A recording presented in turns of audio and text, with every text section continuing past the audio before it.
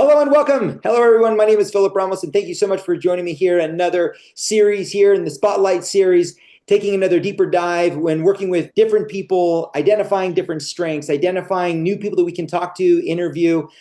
Today, during the Strengths Spotlight series, we're going to take time to highlight Melody Watts. She is a Presidential Diamond, Founder 2.0. She's been able to, she's a relationship coach, incredibly successful in what she's done and what she's been able to create. So I want to turn the time over to her. And thank you, Melody. Thank you so much for joining me today. Thank you so much for being on this call with me today. Thank you very much for taking your time. I know you're a busy woman. So again, thank you. You're so welcome. It's such my pleasure to be here. I absolutely love strengths finders, and I work with so much within the top 10 strengths, so I love it. Excellent, excellent, excellent, excellent. So without any further ado, as we, throughout these interviews, one of the things we want to do is take time to, number one, get to know your background, get to know your history, get to know you. There's so many different people that maybe have similar strengths, but do things in different ways. And so many people that have maybe accomplished similar goals and similar things, yet they've done it in many different, journeys, right? They all have their different journeys. So let's take some moments here, some time to introduce yourself. Tell us about the hats you wear. Tell us about who you are. Tell us about what you do, and so that we can kind of help people paint a picture, relate to them, right? Help people know that just like everyone else, you got two arms, legs, right? You're human, heart, all that good stuff. Yeah, well, I'll kind of start with my doTERRA journey in actually 2009. I was introduced to essential oils, but it wasn't until about 2012 that I started doing the business. And I had already been introduced to natural medicine through chiropractic. So I was like a CA, I was a front desk for a chiropractic office, and I was absolutely enthralled with the idea of the body heals itself if you give it the proper tools. If you remove interference, the body is self-healing. It was designed this way. It has this innate intelligence. And that is a concept I had never heard before, being raised in the United States, really in the medical model, right? Yeah. So that was my first exposure to natural medicine, was in my early 20s, 1920. And I loved it. I felt like I had found my calling as far as like teaching people your body can heal itself. And that was my big message. Well, fast forward to 2009, and my son had this cough and it wouldn't quit. And we were doing chiropractic. We were doing the natural things we knew how to do. But we didn't understand natural medicine as far as like, other than a little bit of homeopathics. Mhm. And we didn't understand environmental toxins really at all. Other than I wasn't using like Tide, Sure. that was the thing. That was as far as I had gone. And so I came across essential oils as I was really searching for the root cause of why my son had this cough. I didn't want to put him on steroids or allergy meds as a 3-year-old. So I really just wanted to find something. And so I came across Breathe. We put it on his chest, we put it on his feet. At that time in my life, I was also getting into energy medicine, so reflexology, foot zone therapy, Mhm. Reiki, things like that. And it was something that I was using on my kids, and I was seeing good results. And so I started doing the essential oils on my son's feet. Mm. I and then he slept through the night for the first time in 6 months. And imagine my relief, right? When I was like, okay, we found something. It's been 6 months, but we Yeah. found something and this is going to work. And I'm so excited. And then I was like dealing with Lyme disease and Hashimoto's and dealing with Mhm. headaches and Wow. insomnia and just fatigue, really bad fatigue and hair loss and Mm. all the things that go along. And I was also in a very miserable marriage, which I just had no self-awareness of. Sure, Like, sure. just no, I was like, oh, marriage is miserable. Like, this is just what it is, right? And I thought that was totally acceptable, thought it was totally normal. Sure. Just this is life, right? Hmm. Hmm. And so I started to heal my body using the natural solutions and the essential oils and getting really excited about how quickly I was able to soothe my head tension and sleep better. And I didn't have to take a bottle of Advil every month. Like, I was going through a lot of Advil. I mean, I wouldn't have a kidney and left livers. I wouldn't have any livers left. Including my own. I was taking enough Advil to kill 10 different livers, right? Right, right, right. So it's so good that I had these oils, right? And so I was super passionate about helping people heal with the natural solutions, heal from Mm. the inside out, not the oil, not that the oils healed them, but it allowed their bodies to do the healing it needed to. We removed interference, or we assisted the body with different essential oils, which are awesome chemical messengers that go in and tell the body how to remove interference and behave properly and turn on good genes and turn off bad genes. We started removing environmental toxins, changing our diet, and my son never had an issue with coughing ever again, like other Right. than the common cold. And it never became like anything scary, just, and that was an incredible thing to be able to resolve at such an early age. Right. So I became very passionate as I would see mothers struggle with earaches and sore throats and rashes and Mm. sleeping and stress and head tension. And so I would see, and I just had this need, and I think this is my childhood programming. I think um, raised really in a home where others' needs often came before my own. Mm. I learned that my value was in serving others and Right. taking Right. care of others. And so it's like this human unmet need that I was like, for me to feel valuable, I need to help others. That was my childhood programming, which we are very programmed from ages For 0 sure. to 10. And so, because of that, it did turn out and to work in my advantage, but I was very fulfilled. It met a need for me to be able to serve humanity. So Mhm. that drove me, just the passion about selling. Natural medicine was a huge passion of mine. I loved seeing people get results. Mm. Fast forward to 2010, when, well, it was actually 2011 that my husband filed for divorce.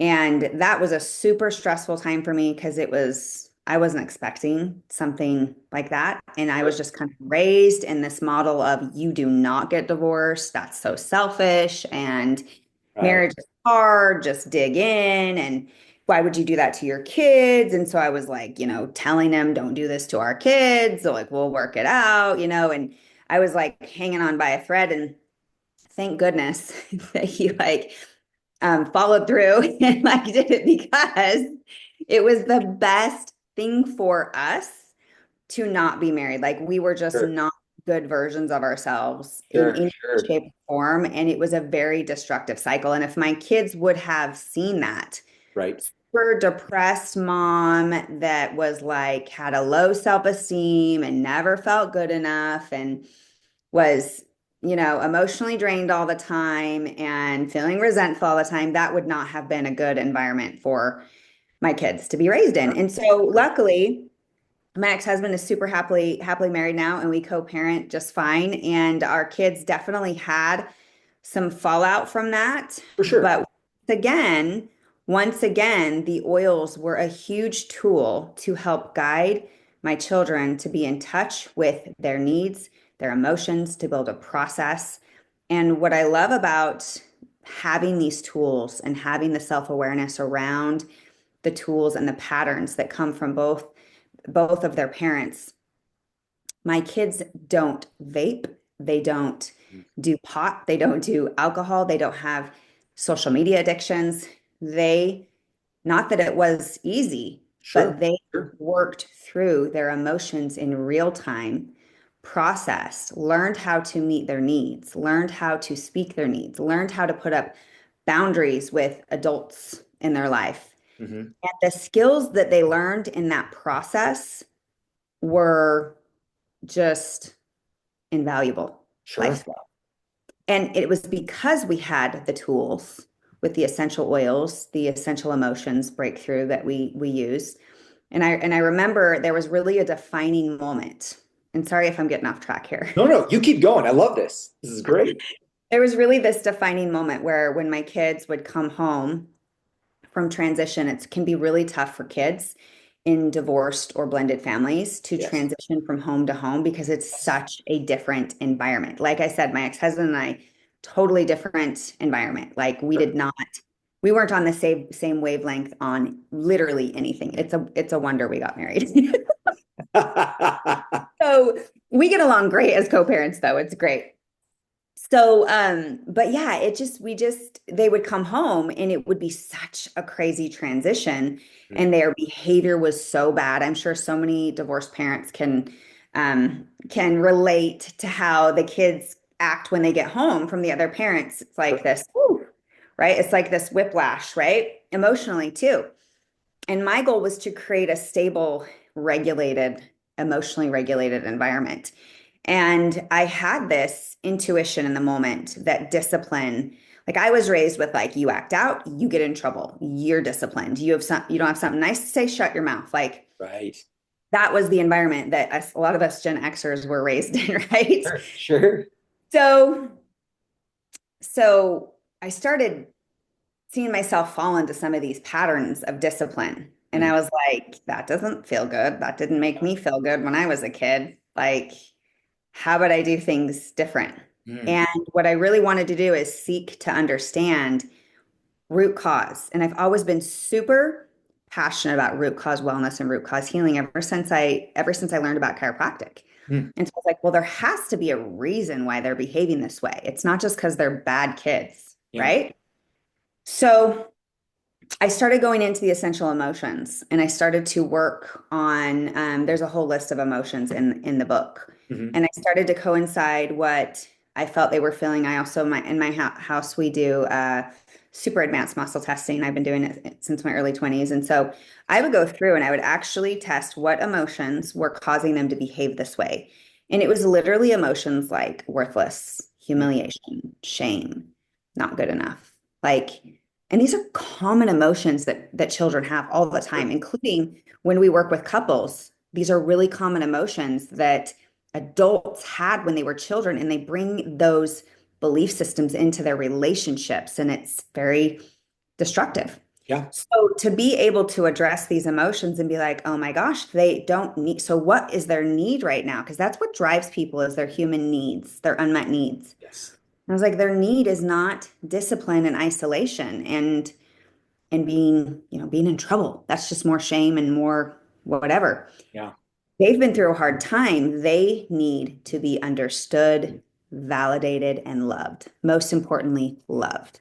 Right. And so research shows that when children go through traumatic events, Hmm. if there is at least one adult in their life that shows them empathy, that their chances of recovery from that trauma are 100-fold.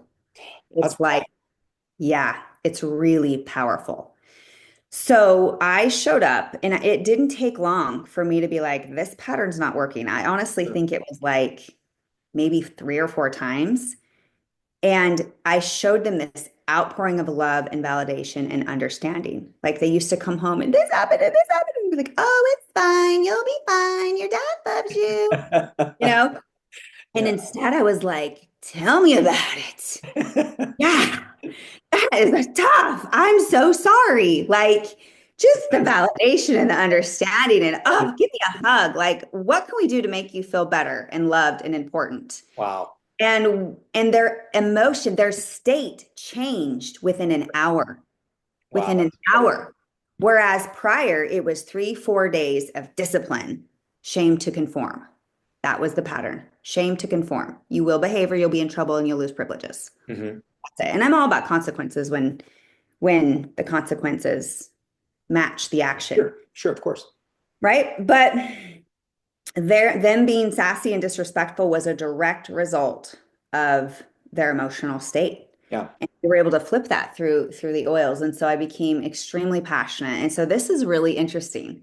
So my husband was like, "Can you do that on my kids?" He was like, right? He's like, "Wow, I want you to do that try that on my kids." Yeah. Yeah. And I Yeah. was like, and so I was like just doing my muscle testing that was very kind of clunky and the body and with little kids, you have to do like test Hmm. their leg length and their arm length. And you're going through the whole list of emotions. And it was just taking like forever. Yeah. And I was like, so I started doing it, but then became a little cumbersome. I was like, you need to learn, like, let's get you learning how to do this. Yeah.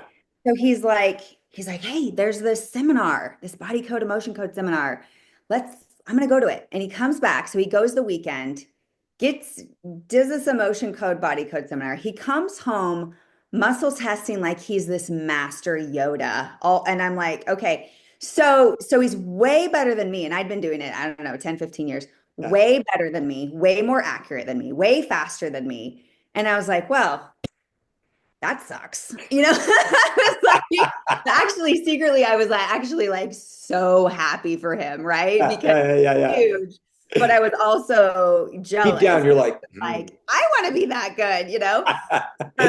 But what we have found is we work so well together because he is really good at the logical and the muscle testing, be very unbiased and very accurate. And yeah, I'm more of the emotional, intuitive, somatic healer, which is much more like I go with like intuitive hits. And I really, yeah, really rely on that.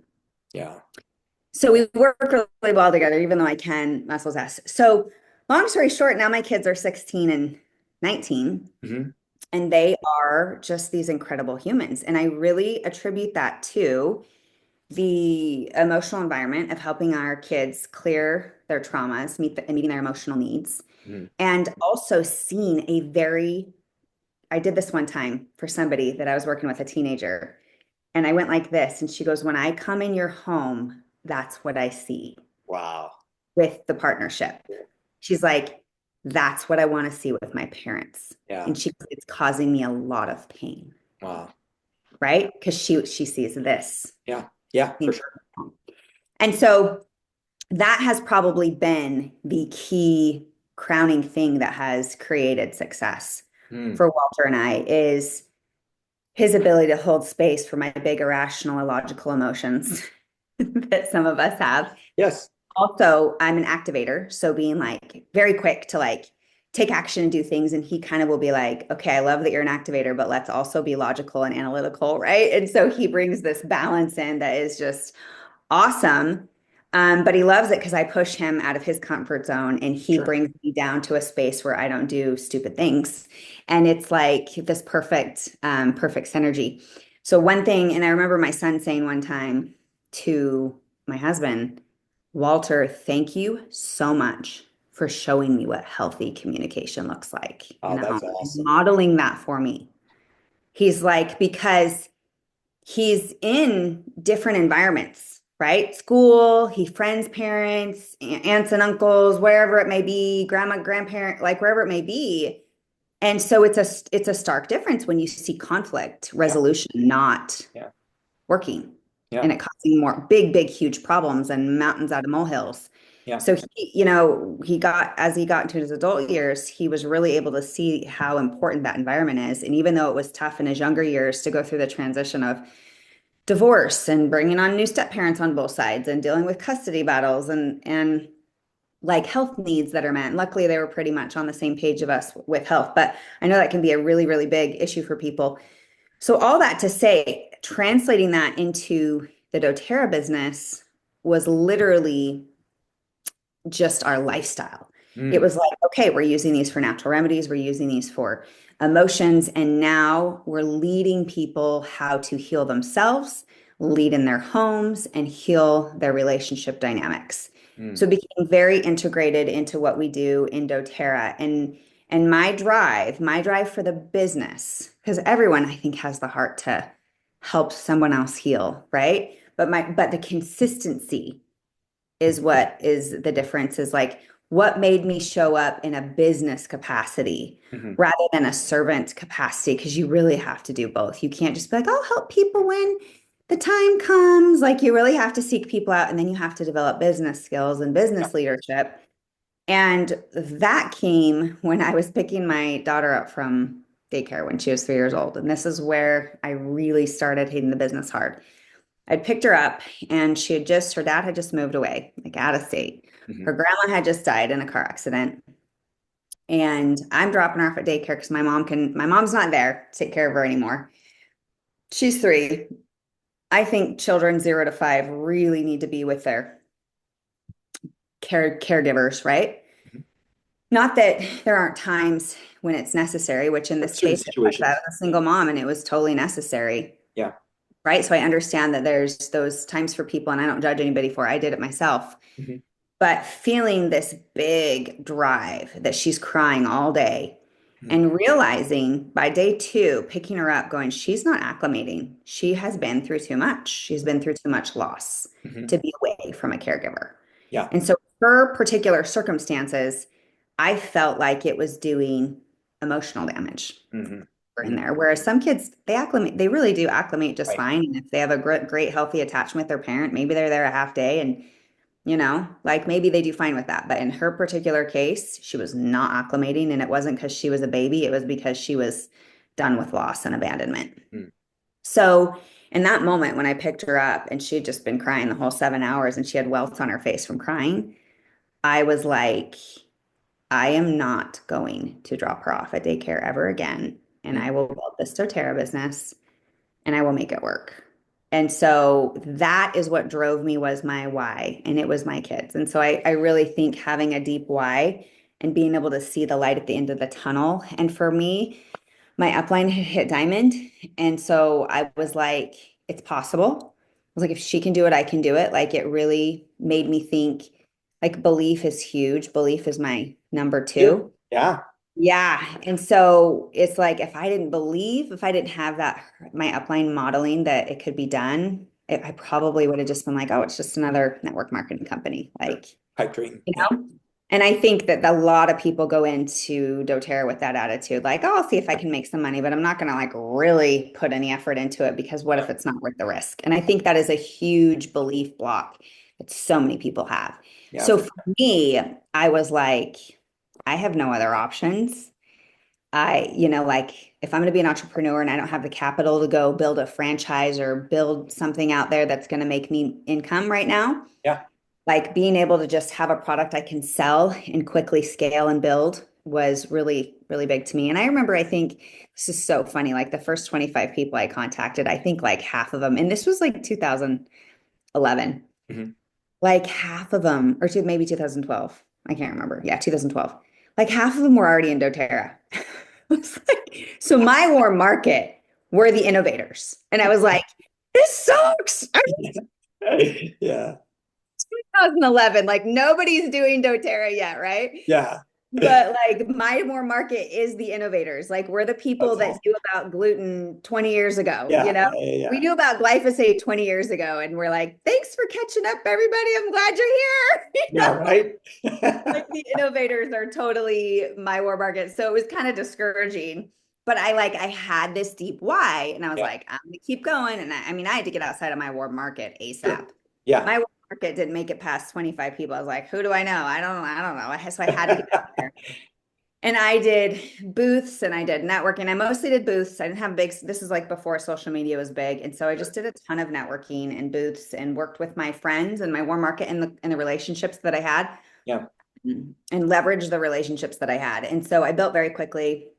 I think I was gold in 4 months, um, platinum in 8 months, diamond in 11 months, blue diamond in 15 months. And then I went presidential in 27 months. Wow. Obviously the growth rate I think was higher in that Sure. time, which Sure. is, so Sure. I definitely attribute the growth curve there. And obviously we see this in a lot of international markets For where the sure. growth curve it kind of spikes like that. But what I love about doTERRA is that it has been steady and growing, and the early majority are coming in now. And I'm Yeah. starting to see massive curve growth again Yeah. because the early majority is finally waking up. Sure. So the early majority is way bigger than the innovators and the early adopters, way bigger. So I just feel like there are so many more people open to natural solutions than they were when we started 10 years ago. So I Yeah. feel like I've got this huge opportunity, like it was in the beginning stages of doTERRA, where it's like, okay, the early majority gets it. In fact, I never thought I would see the day when my brother, he's like watching leadership with us, and heart, he's like, heart disease.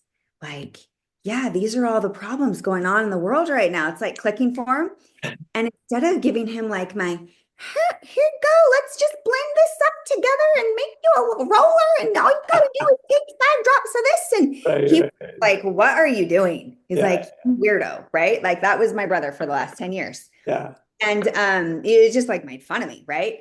And Yeah. all of a sudden he's like, foundational wellness, that makes sense. It's like all clicking because it's just like what they said on stage. Like the early majority, they don't want the noise. Right. They're like, give me a couple simple steps that make a big impact. Yes. And so he actually had the capacity to be like, Oh, sleep. Yeah, sleep's really important. Yeah. Can I have a diffuser? It's like, I'm gonna try that Serenity tonight. And Yeah. he was already on the foundational wellness, and all he had to do was add one thing, right? And then the next day he comes, he's like, look at my sleep scores. Like, look at my sleep scores. That's so cool, right? Oh, that's And awesome. so to be like, okay, to see the early majority activate in real time, I was like, whoa, Yeah. okay, here we go. And like I said, I'm so grateful that even though we had that little spike in the 2013 era, right? It was it just kept going and going, and now it's a little bit of a slower growth curve, Mhm. but it's okay because we're seeing other network marketing companies like right? And we're just seeing doTERRA just continue to recover and recover. And now we're seeing big growth in international. And now we're seeing big growth in the United States again because of the early majority. The pandemic just like slowed us down a little bit, but because we had that incredible foundation, Yeah. we were like, okay, we are back. Yeah. So Yeah. We're here to stay. that's been a really cool process. And so now what's next for us? Oh my gosh, you've only been in one question and I just keep going. I apologize. We is what's next for us is we are still super passionate about teaching people root cause healing. Mhm. And the you've got to have the nutritional foundation. There's no question. The toxicities create the deficiencies. And so removing toxins, filling deficiencies. And then the third piece that we're probably most passionate about is the emotional stressors. And so we spend the majority of our time teaching people how to heal from their emotional wounds. And that is what is our passion. And seeing relationships heal and seeing the testimonials come in from people who are like, my son and I have not been this close since he was 10. Like, what did you guys do with him? Because we're working with Gen Z teenagers Yeah. and parents are going, what is going on? And I'm Yeah. like, we're teaching them how to meet their needs. We're teaching them how to speak their needs, recognize their needs, and process their emotions. And these parents are like, I can't believe what kind of rapid change you're getting. And they're on big oil protocols, they're on foundational wellness, Yeah. but then we're teaching them how to do the inner work. Yeah. And that's what we're most passionate about. And so now we're doing relationship retreats. And at these retreats, what makes them unique is guess what? Essential oils. We bring Yeah. in essential oils. We bring in foundational wellness. We have organic food. We have vibration beds. We have sauna. We have all the, it's Awesome. healthy. It's a, Yeah. That's it's a incredible. healing environment Yeah. for couples rather than just like going to a hotel or going somewhere where there's fragrance or whatever, like they get to come into this like vibration of total healing environment. And we're like, okay, grab your oils. Like this is our relationship retreats. You're going to be in it for, all the experiences, the aromas, the emotionals, the unmet needs, the learning how to hold space, the filtering what the other person is saying without a filter, without your Yeah. childhood trauma Yeah. filters and really, really connecting. And what's cool is those also drive our doTERRA business. Most of the people that come are not doTERRA people. Sure. And so we're getting them on oils and then they're spending the weekend with us and they're going home and they're spending literally thousands of dollars because they just immerse themselves Sure. into oils and foundational wellness. And they spent 3 days learning, and we're just getting these massive orders from our customers. And That's so awesome. they're super excited about it. And we're teaching them hands on. And even in the days of even with social media, it's like there's still nothing that beats that in-person connection. And so Right. we are Right. That continuing, belly to belly. yeah, we're still continuing that in-person connection and we love it. That's what drives us. Oh my gosh, so awesome. So, a couple different things I want to, number one, thank you so much for your vulnerability about your marriage, about your relationship, bringing your kids, your current relationship with your husband, because I think so often people make the mistake, right? They see people on stage or success, and again, they don't identify where they came from. They don't identify the troubles. They think that, oh, they could do it because, and they make up a story, right? We make up a story because we see everything now because of social media through a filter, right? Everything is filtered out. So all we see is what we see. All we hear is what we hear. And so knowing people's journey, knowing people's story allow us to really connect on a much deeper level. And I'll just say, me personally, so my parents got divorced when I was 2. And from the time I started school, my mom lived in California, my dad lived in Utah. I never went to the same school until I hit my junior year in high school. So I was always in a different school, always in a different home, always in a different, sometimes even a different city, right? Mhm. Inside of that state. So it was always in different. So what you're talking about, what kids are going through, that was my life. That was everything that I went through. And listen, this story, this story, this story. And, unfortunately, we didn't have, number one, my parents didn't have oils, right? Number two, my parents were not by any means talked about relationship or emotions. I mean, I didn't use the word love, until outside of my home. After I got married, and I was like, oh, this is safe to say. And I use the word love all the time now. I love everything. I use love emojis. I'm heart big, I'm a big love guy. But that's not something that I grew up in. So it's something I've had to learn. So I love what you're talking about, going back to love, that you're talking about, because I can hear your belief, right? I'm listening to your belief. I'm listening to your strategy as you're talking about what you've done. I'm listening to your responsibility of what you feel for your kids and all these different things. And it's just awesome. It's so incredible how you bring the best version of yourself to everything that you're doing. And one thing I want to mention, and I'd love for you to kind of expand a little bit on. You had mentioned I did an interview with your husband. This was a Mhm. few weeks ago. And one of the things that I noted in both of your guys' pre-interviews, both of you guys were very much about each other. It was so amazing. It was so neat to hear him talk about what he does with his wife. And he knew that your strategy at number one, he's also strategy number one, but how you guys execute that is totally different, right? But it was so fun just to listen to how you guys are working together and what you guys are doing. And obviously through your kids, you've mentioned the word relationship so much in your intro and in what's created all of this and now what's motivating you to move forward. Talk a little bit about that dynamic and how that attributes to your guys' success, to everything you guys are doing, whether it's network marketing, whether if it's your current relationship coaching business, how does that impact that relationship impact everything you guys are doing? Well, I think responsibility is in both of my husband and I's top five. So we Mm-hmm. both share strategy and responsibility.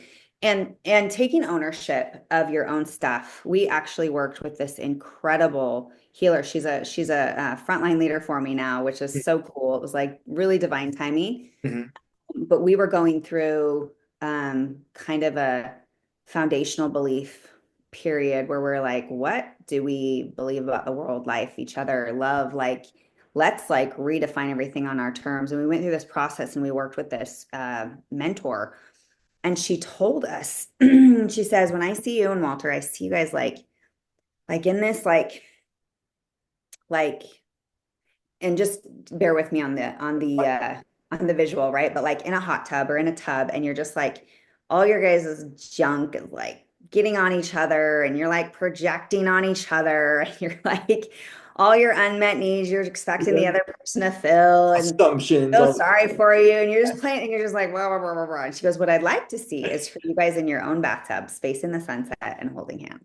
And mm, that made a huge difference for us to take accountability mm. because we had these codependent tendencies, Sure. especially my husband. He was like, what can I do to fix you? What can I do to help you? What can I do to make you feel better? Like he's so Yes. sweet and Yes. right. But I had to really like stop like expecting him to just fix like because he's this master healer now, right? And so Yeah. when you have a master healer living with you, like this master muscle guy that can Sure. do all the energy stuff, you tend to like just like shirk it off and be like, maybe you could help, Yeah. help me.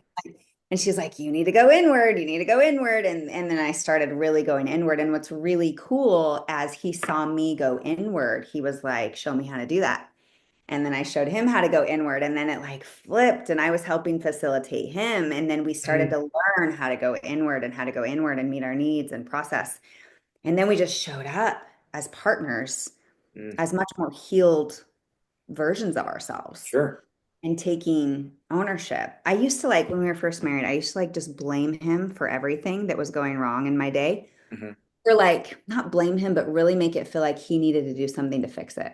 Sure. Sure. And his oldest daughter would be like, you blame my dad for everything. It's so annoying. And I would be like, oh, and I'd be like, honey, you're so easy to blame. Like I can just say something and you'll be like, yeah, what can I do better?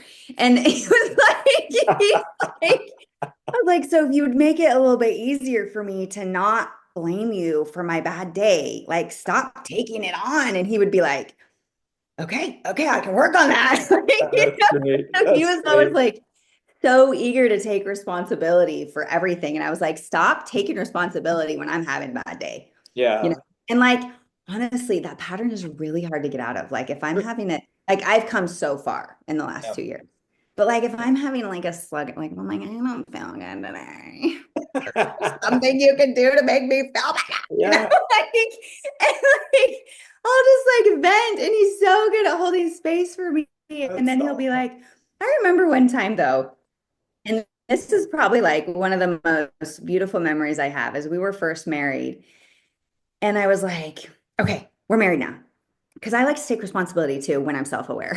Sure, Does sure. not happen that often. I try to do it as best I can. I was like, what do I need to work on? I was like, if you could just like fix one thing about me, it's like, what would you want me to do different? How can I be a better wife? Yeah. Like we were first married. We were like a couple weeks in, and he Yeah. he looked at me so confused, right? And he's like, my job is not to point out your flaws and criticize what you do. He goes, you already know what you want to work on. I don't need to tell you. He Hmm. goes, my job is to love you exactly the way you are. Mm. And it was such a shock Mm. of what I had been programmed in previous relationships, Mm. right? And that practice of taking ownership and not being triggered. This is like a big thing is when people are triggered by the other person, they get defensive and their ego gets involved. Hmm. It's generally always a childhood program Hmm. somewhere where they don't feel good enough or they feel unheard or they feel invalidated or they Hmm. whatever that is. And so we have gotten really good at not taking the triggers personally Hmm. Hmm. and not reacting to a trigger, but rather leaning into the trigger Mm. and just being like, hey, what's showing up for you right now? How can I support you? Yeah. And really trying to understand what's going on in that person's world and identifying the unmet need of their program that is like sometimes I'll just be really irrational. My husband's like, hey, you're being irrational. How can I support you? And I'm always like, oh yeah, good to know. Yeah, I probably am being irrational. Why do you think I'm so scared right now? Why do you think I'm so worried right now? Like, where's the Yeah. fear coming from? Yeah. So for me not to get triggered when he tells me I'm being irrational, Yeah. that's also self-awareness, Yeah. right? Yeah. And so him being able to plain, like I trust that if he's telling me I'm being irrational, he's not doing it to hurt me, make Right. me feel bad, make me feel less than. Because there's this trust and safety, emotional safety there that is like, okay, yeah, I'm going to go work through this trigger. Has Hmm. nothing to do with you, has nothing to do with my environment, Hmm. do with age 6. Mm. You know, why Yeah. am I showing up like a 6-year-old emotionally right Yes. now? Let's lean into that. And let's go back and rewrite the neural pathways that I learned when I was 6 about what safety is, Mm. you know, and release the resentment of the adults that were supposed to make me feel safe at that age. Sure. For sure. There's so much to process, right? Yeah. So that's what we do. We help each other work through our triggers, and then we show up as our best selves. And then our kids see us not having ego, Right. not being triggered, not blaming, not getting defensive, not saying hurtful things, and they Yes. learn the communication that is functional, that is the language of love, that is validating, and that is I'm heard and I'm safe in this space to Yeah. be exactly who I am. Yeah. And having that modeling for your kids is a game changer. And Yeah. it makes them never want to leave. Like I see kids want to move out of their parents' house, you know? Like we have our 24-year-old and he's Walter's son and he's like Like, really I'm does really good. well. He does really well income wise, right? Like I'm not gonna Yeah. tell you how much, but he does really well. He owns things, okay? That's He's super awesome. smart. That's awesome. But he's like, it's time for me to move out. My life is way too easy here. And so he's like finally gonna move out he's actually moving out this month. But it's like we've made it such a safe environment for people For to be sure. themselves and be responsible and Mm. be heard and feel loved that he's like, okay, I'm 24 now. It's time, right? So my goal is like, Sure. yeah, I would just love for all my kids to be responsible adults living with me till they're 24. I would love that because I love that connection and that Sure. quality time with my kids. And if they feel safe and heard and loved and they're productive citizens and they're driven, why not let them save money and live with us, right? Yeah. No, I love that. And that, so obviously it speaks volumes to your relationship with your husband, but also speaks volumes to your relationship with your kids. And as a relationship coach, right, I can see how lots of different, whether if it's programming, conversations, clarity, looking within, that sort of thing, awareness, all of that is going to play in those, all those same areas, right, in those same relationships. Now, when moving from, into, because as a person like yourself, the strengths that you have, again, you've incredible story, incredible journey of all the things you've gone through. Now, in stepping into business as an entrepreneur with everything that you had at the time, right, or didn't even have at the time, and all the things that you've developed along the way, whether if it's network marketing, whether if people are starting their own, different type of business, and what are some of the expectations? What are some of the mindsets? What are some of the key tools you feel like when it comes time to those things that people need to adapt from the start, right? Is they're jumping into this because you've seen all kinds of people probably come into doTERRA, and all kinds of people either thrive or not thrive, right? Either succeed or fall off. What are some of the common important, especially from someone with responsibility and belief, you've probably seen them all, but what are some of the most common mindsets, some of the most common expectations people need to adapt to in order to really find success in this, or in anything that they're doing? So for me, like a frontline, like if I was saying like you're a frontline business partner as me, I expect you, my expectation of who I'm going to put on my front line to be a business partner is Mm. they are just as business driven as I am. Oh. Like I don't work with people that are like not business driven Mm. because I have found that if they don't have the business skills or background, um, I have found that they struggle. They struggle with mindset and they struggle with the ability to get past certain ranks. Mm. So I have two of my original six leaders. Wow, that's incredible. And so as I've up leveled and I've been more intentional about business partners that I brought on, I have become a lot more selective of who I bring on. And if somebody is not ready to show up to meetings, show up to trainings, show up to convention, show up to leadership, be there for their team, get in the trenches, lead by example. Like I no longer enable. Once I dropped codependency, I mean, I really had to rotate through a few leaders because there was a few leaders where I built 90% of their organizations and more Wow. than one. And that is codependency. Sure. Like me 100%. thinking if I just show enough up enough for you, you'll finally show up for me. Hmm. Like that. When I released that, I attracted way different business partners That's when I let go incredible. of codependency. That's incredible. Yeah, and just enabling people for me to do all the work for them. That was like, those people no longer get to drain or deplete me. Like, I only attract and work with business partners now that show up as an equal partnership. And that's what I teach in relationships. And so, if Mm. you can have an equal partnership in your relationship, your ability to attract equal partnership business partners is going to be way, way better. Mm. I love So, that. That's so incredible. that was a big one for me is like, and even replaced through two more since so I have gone through um eight different leaders Hmm. as far as like my qualifiers go. And Hmm. so it's just been, yeah, it's been cool. But every time I go through the process of up leveling myself. I attract different business partners. What's really cool is the two that I originally started with that are like the two that are still with me, right? That are like, they're just like me. They're like taking responsibility. So there was a piece of me in that attracted the same type as me, Sure. right? And it was the other four that I had to rotate through a couple times and like help people go platinum and diamond and like had to do that a couple times. And so just I just will not work with somebody that's not going to put in the effort anymore. And that was releasing my own codependency from childhood programs of watching that in my parents' marriage. Mm. Mm, I love that.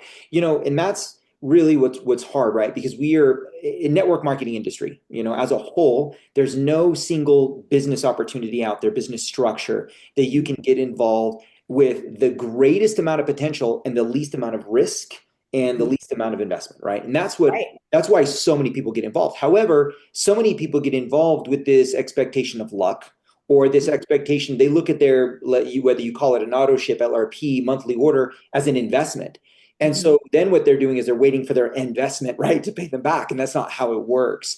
And so I think that so many people get involved with not knowing the expectations, not clear on the business model, how the business model works. And again, in your story, as I go back, you talk so much about the journey of healing with oils and the emotions and the things down to your first experience with your son and the oils and so often people will join because of product, and then they'll say I want to do the business because of product, but they don't really make that up level transition like what you talk about, right? And I think that is really neat. I think that's what's important. We can all love products. Like I like lots of products. That doesn't necessarily mean that I want to be in business with that product, right? And I think that distinguishing between those two is huge. So, as you talk about your healing journey and how it's impacted your success, not just in your business, but as well as your personal life, I think that part of that is probably that emotional up level as you've grown in your own health journey, utilizing the tools such as oils or what you've done with couples, it's that constant growth in that journey that has allowed you not just to, uh, you know, work with the people that you have, but also attract new people at a different level, right? Hmm. Yeah, 100%. Yeah. And then it's like you feel sad when you have a team or two kind of fall apart or crumble or go to greener pastures or whatever it is they're doing. Sure. And then you realize that everything is actually coming into alignment Mm, because that relationship, that partnership is no longer serving. It's yeah. no longer reciprocal. And isn't this exact? It's like my mentor said to me, who I told you she's one of my frontline. I was complaining or lamenting, right? That this leader had, Yeah. gone to another network marketing company or whatever. And yeah, she's still hanging in there, but I'm plugging in holes and that's where all my energy is going. And I don't, Yeah. I don't want to do it like this anymore. Like I'm Yeah. not doing it like this anymore. And she said to me, she's like, does it surprise you, right? That you have healed from these types of behaviors and types of relationships. The ones that are like that are no longer going to be your partners. Like, Mhm. does that surprise you? And I was like, oh, you know? And so it really got me thinking. And then when I got off of that resentment and lamenting, right? And the poor pity me, which yeah, Yes. I put a lot of energy into that leader, right? Yes. But guess what? What came of it was I continued on my healing path and helping people heal. And a leader was born from that. And this person is the type of person I want to do business with. This is the type of person. She's on my fourth level, which is fine. Mhm. But this is the type of person that I know will go platinum, that will put in the work, that will appreciate, that has a partner that is like, this is an answer to to Mhm. their prayers. Yeah. That's the person I'm going to pour into. Now it may take us 6 months to a year to get her there.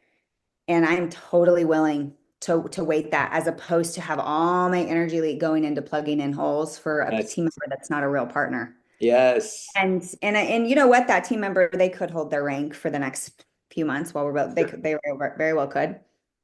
But I'm totally willing to drop down in rank if I need to do that, Yeah. to have a real partner. Yes. Just Yes. like I was willing to get a divorce so that I could open myself up to the relationship of my dreams, I you love know? that. I love that. So And yeah, we go through those transitions. yeah, I love, and it's so neat how something you're so passionate about relationships. Again, throughout this entire process, throughout this interview that we've been spending time together, you can pinpoint, right? Your belief, going back to your belief, your strategy, your responsibility, all around maximizing, all around these relationships that you have and identifying, how much you value them, and how much emphasis you make on relationships in all aspects of your life, but how it's a key principle, right? Key foundational building block on what you're doing. I was listening to a podcast that Simon Sinek, is doing now, and one of his major studies, his major focus right now is on relationships. And Mhm. I think that speaks volumes to what you're doing, obviously, and it's translating to success. And so I absolutely love it. Yeah. Um, when looking back at your journey and all these different things that you've been on, what do you think a key moment in your process is, or in your journey, where you saw your strengths, you saw some of these belief systems that you have now today, you saw, right, the you saw these things come into place. Can you maybe pinpoint it a little bit in a key moment where all of a sudden in your life and this journey that you've gone through, where it really switched and you're like, ooh, okay, now I know, right? Or I see it, type of thing. I think every time I wanted to rank advance, I had to go within and see what was keeping me not from the next level. I had to go in and seek the awareness. I had a couple really like defining moments. One was I had this really one of my first leaders, incredible. Like in the beginning, she was like 80% of my volume. And then I remember going to my brother, who's like super multi-millionaire business guy. And I was like, I need a pep talk.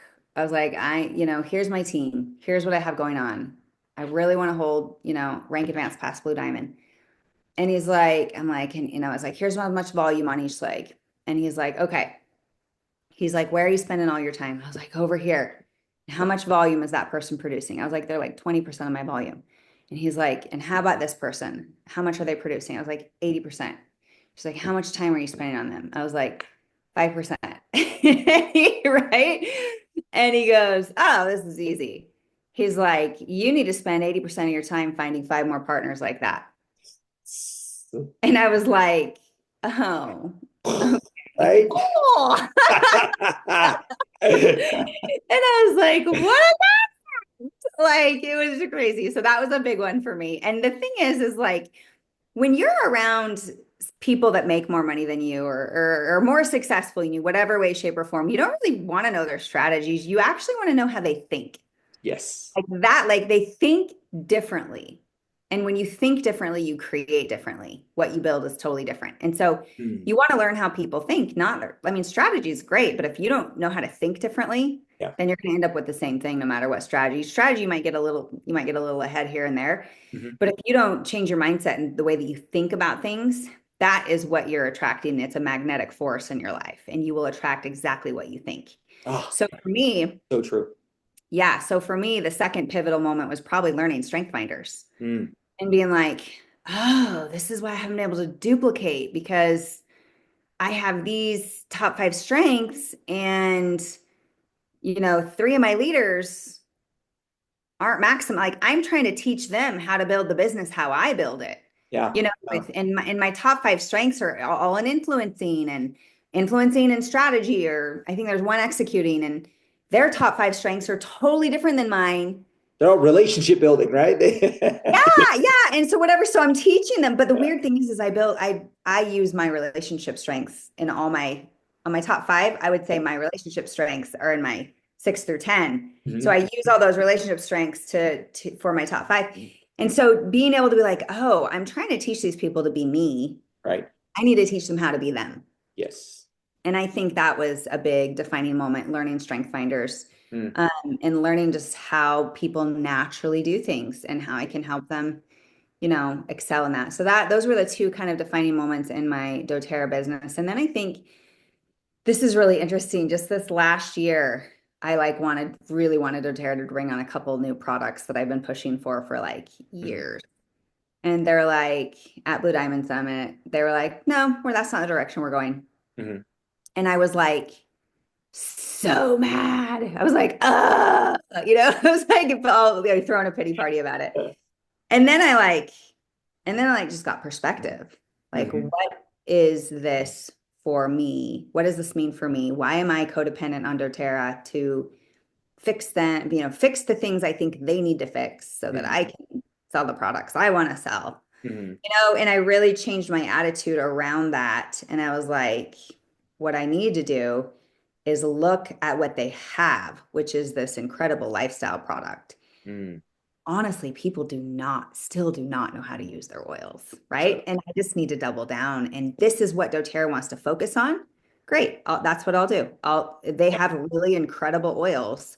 And guess what? It's working. Foundational wellness and the top 10 oils is working. It's For sure. simplifying the message. And I love that I did have a pity party for like a good week and a half, maybe longer. Let's be honest. But I worked through it, and a couple of really cool strategies were born when I chose to look at the opportunity Hmm. as opposed to what they weren't doing for me. Mm. And that is something that I have to realize it's not my company. I don't own it. I can't go in and fix the IT department as badly as I want to, right? like I'm gonna have to wait for them to continue to make those changes. And they are. It might not be like the activator, like the activator's like, fix it today, like they are fixing it little by little. And so, but really cool strategies were born from that frustration. I love that. And that, thank you again for being so honest because as someone that has strategic at number one, or your husband has strategic at number one, I think sometimes, we often will say what we value as what the most important thing. But when you said that people need to learn how other people think, I think that right there is a game changer. You can look inside just doTERRA or network marketing in general, and you can see all kinds of different strategies, right? That are going to work for some people, not work for others, that some people with, depending on their strengths, depending on their background, can buy more into. We all need some type of system, one, two, three, four type of thing. But, there's different strategies, if you will, on how to get to that point. And really identifying how people think is the biggest one. I remember going to a convention. This was, I don't know if you probably, of course, you're familiar with Eric Worre, GoPro, if you've ever been to the GoPro convention. I went to I started going on his second one. So the first one, they had like 200 people. Next one, we had 400. I was there. And then I went for 7 years in a row live. And he's, scaled up to millions of people now. But I remember when the one I went to, there was a gentleman by the name of Holton Buggs. He was the top number one in network marketing in general. I mean, it was millions a month. He was very successful. Anyways, he got on stage, right? And he's telling people about this story about how before he launched in his company, he did this thing where he recorded all these things on this audio cassette tape. And when he'd go to sleep, he'd listen to his pillow, he'd wake up, he'd have it in his ear. And this is what he did for the 2 week prep is what he called it. And then he went into showing everybody on a whiteboard basically what he did. I did this, I did this, I did this. And all of a sudden everybody started taking notes. And right in the middle of the presentation, he said, okay, stop. Everybody stopped. And he said, the whole time I was talking about mindset, the whole time I'm talking about changing the way I think, the whole time I'm talking about all the 2 week prep that I did, where I didn't take any action. I was doing in that, I was prepping my mind. He said, you guys are missing the point. It's not what I did that made the difference in my business and why I'm successful. It's all the prep time. I had to change the way I think. I had to work on my emotional state. I had to work on all these different things. I had to up level, I had to develop, I had to grow. And during that time where I focused all my energy in just that, when it came time to taking action, when the moment I decided I was going to launch, that's what made the difference. And I think that what you're talking about is so pivotal to really success. That's why they call, when they talk about money's a mindset, and they do it because of that reason, right? Is we change how we think, we change our emotional process with all of these different things, which allow us to expand, to grow, and not get so stuck on these strategies, right? Or these processes. They're important. We can't eliminate them. They have to be there. They have to exist. But when you look at what really, and over talking to so many of people successful in doTERRA, I can't tell you how common that is, right? That it is. There's a mindset that needs to be in place. There's a level of thinking. Now, with that being said, and obviously knowing that as a major priority, and what you do, obviously in talking with you and in relationship coaching, as we know, engagement is so important. Engagement in relationships, engagement in what we do, engagement in our business. How do you stay engaged? How do you stay encouraged when you're replacing, right, 6 of your leaders or 8, right? How are you staying engaged when you're seeing the shifts, and maybe they didn't go this direction, so they're going to go this direction, or they're not fixing the IT problem, right? Or that sort of thing. How do you constantly stay engaged, bring the best version of yourself to always to show up in your business, Melody? Um, so I like to feel heard. And so I know this sounds terrible, but I just have to get it out sometimes. And so like sometimes it's sending a really like venti email to doTERRA corporate. then I get it out, right? I know it sounds terrible. If anybody from corporate's watching this, they're probably like, "Yep, I've been on one of those things before." I love that. I Like, love I just it. gotta get it out and feel heard. And they probably already have like a Melody Watts playbook at doTERRA where we're like, Sure. Sure. just tell her we hear her and we're working on it and shut her up. Oh, that's great. I feel like poor doTERRA corporate. There's a couple people, right? But they're so good at holding space for my big Sure. emotions, right? So like Sure. Sure. sometimes like I'm an activator and I'll be like, this I'll get it out, right? Because those are real frustrations that I have. And Yeah, as an activator and a maximizer, for like sure. these drive me bonkers, right? Yes. And Yes. so, and it's not that often. Like if it was often enough, obviously I wouldn't be in business, but it's enough where I get reactive and a little over emotional about it. So I have to just kind of get it out and feel heard. And my husband's really good at that. And then the other thing is, if I can be heard, I Mhm. can immediately, and I think this is the human condition, if people can feel heard and understood and validated, Mhm. Mhm. they can start working on the solutions. But if you start ruminating on the problems, then you just create more problems, right? So Mm. once I can be heard, I go through it. I just don't stay there. Mm. And I am an activator and I'm a problem solver. I'm a root cause. I'm like, Mhm. I'm not going to stay here in this state, Right. right? Of Right. discontent or frustration. So how can I get in more alignment with myself so that Mm. I'm not feeling this way? Mm. And so like a quick talk with my husband, a quick talk with my mentor, Mm. I did a breath work meditation this week with this incredible couple that Walter and I have been working with on relationship coaching. And Mm. it's turned her like, it's what's really cool about helping people in their relationships is Yes. they start to blossom into taking action in their lives. So like, so when one of the wife was like, she's doing breath work now. She's doing breath work workshops. And I attended her workshop. And from when we started working with her, I don't know, her and her husband, mostly my husband worked with them. I've worked with them like a little bit, but mostly my husband. She literally sent me a text today. I came to her breathwork workshop. The breathwork workshop was incredible. So I did the breathwork workshop. Mhm. And she literally was like, I'm so incredibly grateful for the generosity and Walter have shown us these past number of months. Mm. Right. So, like, because of it, she's doing this really cool program. She's expanding her gifts. Mm. She wasn't able to go within and feel her intuition and get answers and what she needed to for the next step. And all of a sudden, she's now teaching people how to do it within a matter of months. Yeah. You saw this potential in her, right? And so Yeah. once we did her inner work, now she's doing breath work. And now I'm able to go in and receive her meditation. And the best part about her breath work was not even the breathing. It was literally the meditation she was walking Mm. through. And like she's like, what message is your body telling you? Mhm. Like if it could talk, what would it say to you? And it was literally like, don't let people use you. I was like, whoa. So I got my own messaging. And Mm. then what that does for me when I'm having fallout on my team is instead of being like, oh, they left me, they betrayed me, I just go, you know what? What's the message? Don't Mm. let people use you. Mm. Maybe you'll attract better business partners. Yeah. So it's like, so I go inward. I go outward because I'm an external processor. Yeah. First I vent. Okay. Their terror probably should hear this so that they know that I won't stay there long. Right. Right. Right. Right. I talk to my husband. I talk to my mentor. We Marco Polo every day. I was literally complaining about how I don't exercise enough and I have all these weak, pathetic excuses for not exercising. And and I actually make fun of myself, and that's a fun thing to do as well, and make her laugh. And that to me gives me energy back, So I talk and then I process and I always go inward. I don't expect other people to solve my problems. Yeah. I always go inward and I come up with my own solutions and then I share them with my husband and then we go forward with a plan. Oh, I love that. With your communication here at number 8, right? That is true. And I think that what a lot of people don't know about their strengths is every strength has a need. It has something that needs to be fulfilled: empathy, strategy, right? Focus, deliberative, responsibility, command.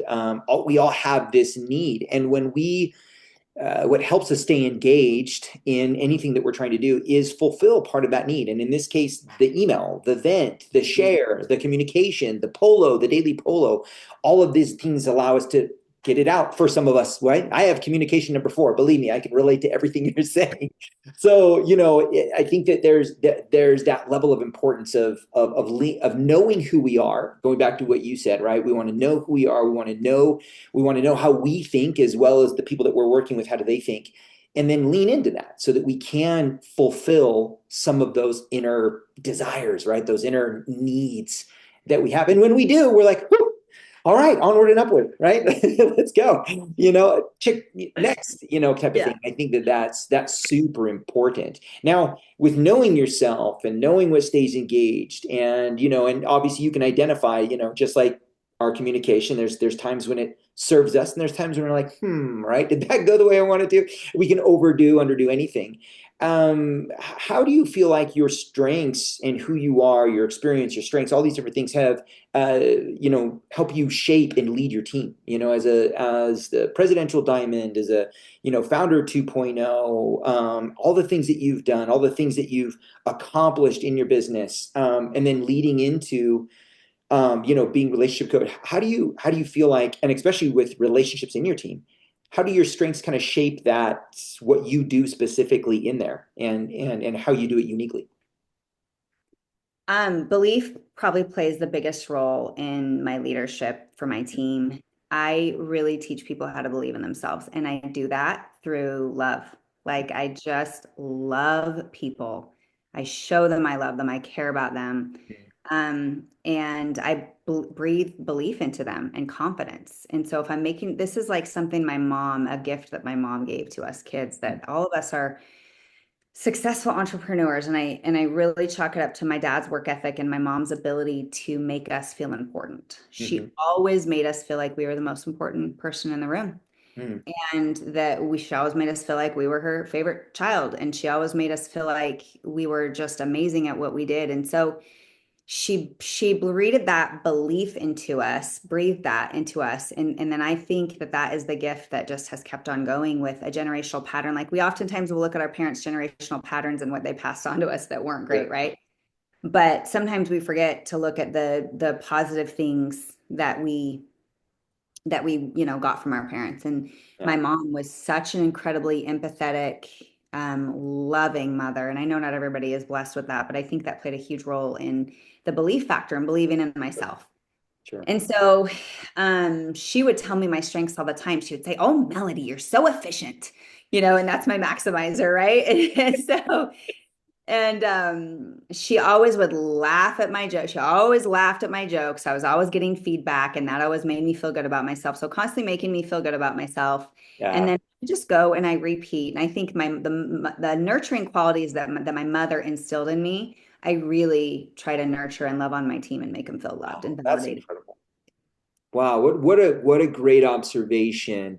And again, that's very intuitive of you to see the importance of what you experience in your life to bring that to your team, whether if it's from a strengths perspective, experience perspective, and identifying, of course, your strengths, but then knowing that what it did for you and what it can do for them. That's incredible. That's amazing. And again, this goes right back to probably why you and Walter do what you do and so passionate about relationship coaching, and probably a big part of what you teach, and that's incredible. So looking back at all these different things we've gone through, you've shared a ton. Absolutely loved it. Thank you so much for being vulnerable. What do you think is the single, along your entrepreneurial journey? And you even mentioned just now, within your family, all of you guys have been successful entrepreneurs as well. And that's, again, tribute to something you guys are doing right.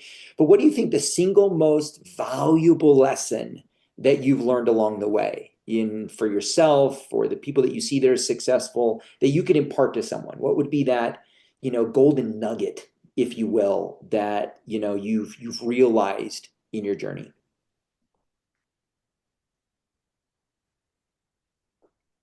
Hmm. I mean, this is a big one. The single most valuable thing that I've learned in my doTERRA journey. I just want to make sure I'm understanding. Yeah, or even as an entrepreneur, I mean, there are Okay, as an things that, entrepreneur. yeah, just as an entrepreneur yourself, you mentioned, all of your your brothers, your siblings, you guys are successful entrepreneurs due to your father's work ethic, your mother's love. But when you look back at, what is the, because obviously you've gone from doTERRA now transitioning into, with your husband and your guys' business and that sort of thing, relationship coaching. But what do you think the single biggest, thing that was that nugget that you feel like you could impart to someone where they're like, ooh, man, I learned this from Melody. What would that be? What do you feel like that lesson that you've learned along your way that you could, that someone could take and someone could be like, I learned this from Melody Watts.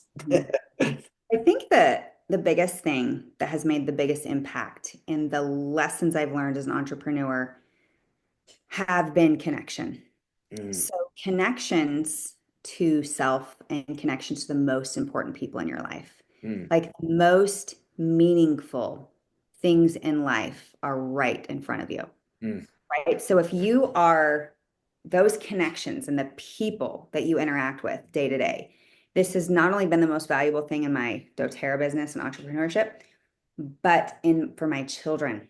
mm, Because I'll tell you what, those Gen Z, it's rough out there. mm. It is rough out there for Gen Z. Sure. And just like anxiety issues and health conditions and social media. And um, this is so sad, but one of my daughters, um, somebody in her friend group passed away a week and a half ago. Mm, And she is in class and she's like, Mom, English class seems so meaningless now. mm, Like, like everything seems so meaningless when you aren't focused on the mm, important things, which is like your connections and the people right in front of you. And my daughter's like me, she gets dreams. And she was in a dream that she was wearing a mask with eyes and a mouth, and her friend was wearing a mask. And she's like, Mom, this is so weird. What does this dream mean? And then I told her, Well, who are you masking for? And mm, who's masking for you? Because she was like, I had no idea that my friend had anything wrong with her. mm, No idea she was depressed. I had no idea she was sad. I had no idea she seemed fine. Mom, she seemed fine. I know how to read people, Mom. mm, Right? mhm, And it's like, man, if we can take our masks down and really connect with people on an intimate level, that is the most important thing. And when you do that, you reconnect to yourself and you reconnect to the people close to you and you hear each other and you understand each other. Validation creates connection, yes, right? When you yes, do that, yes, and you don't get triggered and you don't get defensive with these walls, right? And you just validate and you connect. And how can I support you? We think about connective tissue in the body. It supports, it's like yeah, literally what holds your body together. yes, yes, It's like connective tissue. And if we just are so, if we just connect with people, your businesses, that's what makes your businesses go to the next level. Because then you yes, know how to connect with your partner, and yes, you're following up with people instead of disconnecting with people, and yes, you're like it's all a connection. And we're all, and if everybody knew how connected we were as a human species, they'd be blown away. mm, And I feel like we used to be more connected, maybe millennia ago. I don't know. I feel like humans were more connected. Like you look at wolf packs and you look at schools of fish, they read each other's minds. It's like, mm, what if we had the potential to do that as humans, where we really could see each other and what they were going through, and we were intuitive and self-aware, and we could see that that person was struggling, or we could tell when they were wearing a mask, and we want to connect with people, and I can look at my husband and my kids and we know exactly what each other's thinking mm, because we're so connected, mm. and so that connection, I think, is a human skill that is lost, that we need to bring back. That's it, connection. Gosh, I love that. And that's so true when you talk about, right, current Gen Z and what they're struggling with is, social media, all these different things that you can do now without that belly to belly, like what we talked about. When you remove that, now, we remove a lot of empathy. We remove physical connection. We remove, the body language, all these different things. And, when people don't get a chance to experience this, it makes it difficult, right? It makes relationships, going back to what obviously you guys are passionate about. And so I can see that. That's incredible. And I can see how that would be, if I take a theme from your interview, I'm like, you know what?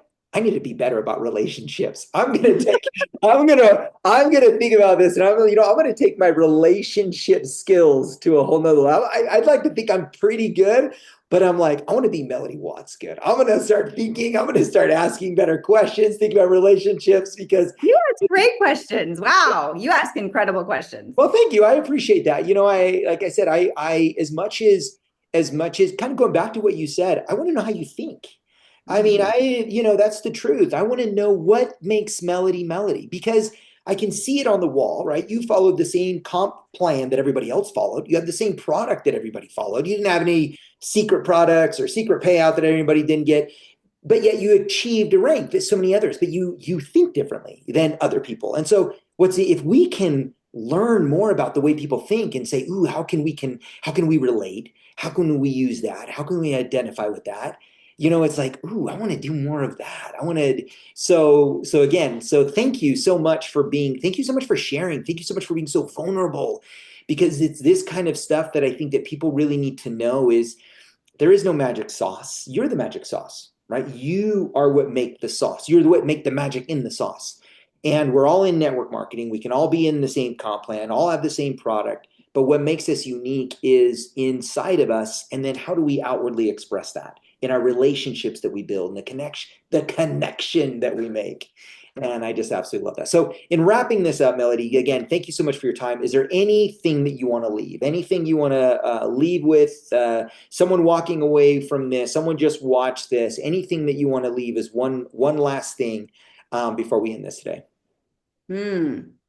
I would say just make sure you check in with yourself and make sure you're in alignment. Be Mm, in alignment with your life's purpose. yeah. And that's where the entrepreneurship takes off. Use Mm, your Roman chamomile. It's all about like your life's purpose. Be in alignment with your take some Roman chamomile and meditate and get in alignment and have everything that's like an energy suck or a distraction that's preventing you from sharing your gifts with the world, which is where you're going to feel the most fulfilled. Do that. mm. Okay, I love it. Well, thank you everybody for joining us today. Melody, thank you so much for being on with us today. Here in the Strength Studio, we've had an awesome opportunity to listen to Melody, talk about some of the things that have worked for her, her journey, her life, all the different things that she faced, some of the dynamics that we can relate to, right? Whether if it divorce, single parent, myself, being a son of a divorced family and what that might have experienced, how that played out in my own life, and the importance of relationships. Gosh, that's one thing I just want to make sure that we're just hitting the nail on the head, which is why you guys do what you do in your retreats and right, creating those things for people.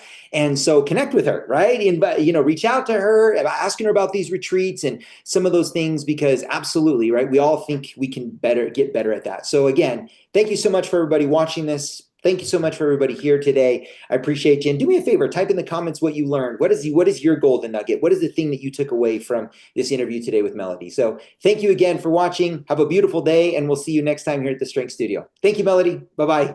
Bye.